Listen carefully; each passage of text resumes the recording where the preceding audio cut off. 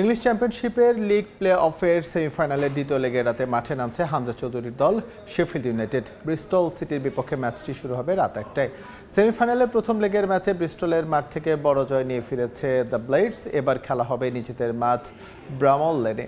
প্রথম লেগে ৩-০ ব্যবধানে জয় পাওয়ায় ঘরের মাঠে ড্র করলেই চ্যাম্পিয়নশিপের প্লে অফের ফাইনালে চলে যাবে শেফিল্ড। এরপর ফাইনালে জয় পেলেই ইপিএলে প্রমোশন নিশ্চিত হবে শেফিল্ডের। ব্রিস্টলের বিপক্ষে ম্যাচের আগে অনুশীলন করেছে দ্য ব্লেডস, যেখানে দেখা যায় হামজা চৌধুরীকেও। বাংলাদেশ মিডফিল্ডার আছেন বেশ ফুরফুরে মেজাজে। ব্রিস্টলের বিপক্ষে ম্যাচের শুরুর একাদশেই থাকবেন তিনি, এটা মোটামুটি নিশ্চিত।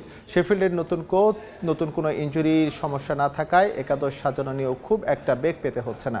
প্রথম লেগে গোল করেছেন ৩ জন আলাদা ফুটবলার। বদলি হিসেবে নেমে বাজিমাত করেন আন্দ্রে ব্রুকস ও কালাম ও হেয়ার। সেমিতে জয় পেলে আগামী ২৪ মে ওয়েম্বলি স্টেডিয়ামে ফাইনাল খেলা নিশ্চিত হবে শেফিল্ডের।